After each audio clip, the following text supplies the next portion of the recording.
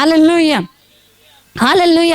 ನೀವು ಯಾವುದಕ್ಕೋಸ್ಕರ ಪ್ರಾರ್ಥನೆ ಮಾಡಬೇಕಂತ ನಿಮಗೆ ತಿಳಿಯದ ಸಮಯದಲ್ಲಿ ನೀವು ಒಳಗಡೆ ಬಂದು ಬಿಡ್ರಿ, ಪ್ರಾರ್ಥನೆ ಕೋಣೆಗೆ ಹೋಗ್ಬಿಡ್ರಿ. ಕೋಣೆಗೆ ಹೋಗಿ ನೀವು ಮಾತಾಡ್ರಿ ಅನ್ಯ ಭಾಷೆ. ನಿಮಗೆ ಪವಿತ್ರಾತ್ಮನ ನುಡಿಸುವ ಎಲ್ಲ ವಿಧದಲ್ಲಿ ನಿಮ್ಮ ನಾಲಿಗೆನ ನೀವು ಫ್ರೀ ಆಗಿಬಿಟ್ಟು ನಾನು ಯಾಕೆ ಹಿಂಗೆ ಮಾತಾಡ್ತೀನಿ, ನಿಮ್ಮ ಕಂಟ್ರೋಲ್ನಲ್ಲಿ ನೀವಿಲ್ಲ, ಪವಿತ್ರಾತ್ಮನ ಕಂಟ್ರೋಲ್ನಲ್ಲಿ ನೀವಿದ್ದೀರಿ. ಹಾಲೆಲೂಯ. ನೀವು ಆಲೋಚನೆ ಮಾಡಿಬಿಟ್ರೆ ನಾನು ಯಾಕೆ ಹಿಂಗೆ ಮಾತಾಡ್ತಿದ್ದೀನಿ, ನಾನು ಯಾಕೆ ಹಿಂಗೆ ಮಾತಾಡಬೇಕು, ನನಗೆ ಅರ್ಥ ಆಗ್ತಾ ಇಲ್ಲಲ್ಲ, ನಾನು ಯಾಕೆ ಮಾತಾಡಬೇಕು. ಈಗ ಕೆಲವೊಂದು ಬಾರಿ ನಾನು ಮಲ್ಕೊಂಡು 1 ಗಂಟೆ ಆಗಿಬಿಟ್ಟಿರ್ತದೆ, ನಾನು ಅಂದ್ಕೊಂಡಿರ್ತೀನಿ 12 ಗಂಟೆ ಆಗೈತೆ, 3 ತಾಸು ಆದರೂ ನಿದ್ದೆ ಆಗ್ತದೆ, ಮಲ್ಕೊಂಡ್ಬಿಡ್ತೀನಿ. ಸಡನ್ ಅಂತ 1 ಗಂಟೆ 1:15 ಎಚ್ಚರ ಆಗಿಬಿಟ್ಟಿರ್ತದೆ, ಕುತ್ಕೊಂಡ್ಬಿಡ್ತೀನಿ. ಆದರೆ ನಾನು ಏನು ಮಾಡಬೇಕೋ ಗೊತ್ತಿಲ್ಲ. ಆದರೆ ಒಳಗಡೆಯಿಂದ ಮಾತ್ರ ಶಬ್ದ ಬರ್ತಾ ಇದೆ, ಶದಲ ರಮನ ರಕೆಟ್ಟೆ.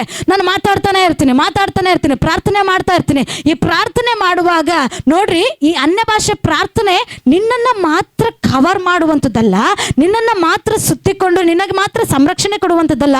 ಇನ್ನು ಯಾರೋ ಅಪಾಯದಲ್ಲಿ ಇದ್ದಾರೆ, ಆದರೆ ನಿನಗೆ ಗೊತ್ತಿಲ್ಲ, ಪವಿತ್ರಾತ್ಮನಿಗೆ ಗೊತ್ತಿರ್ತದೆ. ನಿನಗೆ ಸಂಬಂಧಪಟ್ಟವರು, ನಿನ್ನ ರಕ್ತ ಸಂಬಂಧಿಕರು, ಅಥವಾ ನಿನಗೆ ಮಕ್ಕಳಿದ್ರೆ ಮಕ್ಕಳು, ಅಥವಾ ಯಾರೋ ಏನೋ ಅಪಾಯಗಳನ್ನು ತರಬೇಕಂತ ಸೈತಾನನ ಒಳಸಂಚು ಮಾಡ್ತಾ ಇದ್ರು ಕೂಡ ಪವಿತ್ರಾತ್ಮನ ನೀನು ತಟ್ಟಿ ಎಬ್ಬಿಸ್ತಾನೆ. ಎಬ್ಬಿಸಿದಾಗ ನೀನು ಸುಮ್ಮನೆ ಕುತ್ಕೋಬೇಡ, ಪ್ರಾರ್ಥನೆ ಮಾಡೋಕೆ ಪ್ರಾರಂಭ ಮಾಡು. ಶಕಟ ರಮಾಸಕ್ಕೆ ತೇರೆಮಾನ ಚಲರಮ ದಿಕ್ಕತ್ವೋ, ನಿನಗೆ ಏನು ಬರ್ತದೆ ಅದನ್ನು ಮಾತನಾಡು. ಒಂದು ವೇಳೆ ನಿನಗೆ ಅನ್ಯ ಭಾಷೆ ಪ್ರಾರ್ಥನೆ ಬರ್ತಾ ಇಲ್ಲ, ನಿನಗೆ ಎಬ್ಬಿಸೋದನ್ನ ಪವಿತ್ರಾತ್ಮನ ಒಂದು ವೇಳೆ ನಿನಗೆ ಸಡನ್ ಅಂತ ಎಚ್ಚರ ಆಗ್ಬಿಡ್ತಾ, ತಟ್ಟಿ ಎಬ್ಬಿಸ್ದಂಗೆ ಆಯ್ತಾ, ನೀನು ಪ್ರಾರ್ಥನೆ ಮಾಡು. ಸ್ತೋತ್ರ ಎಸೆಯ, ಸ್ತೋತ್ರ ಎಸೆಯ, ಸ್ತೋತ್ರ ಎಸೆಯ. ನಿನಗೆ ಏನು ಬಂದಿಲ್ಲ ಅಂದ್ರೂ ಪರವಾಗಿಲ್ಲ, hallelujah praise the Lord, hallelujah praise the Lord, ಇಷ್ಟನ್ನಾದರೂ ನೀನು ಹೇಳು.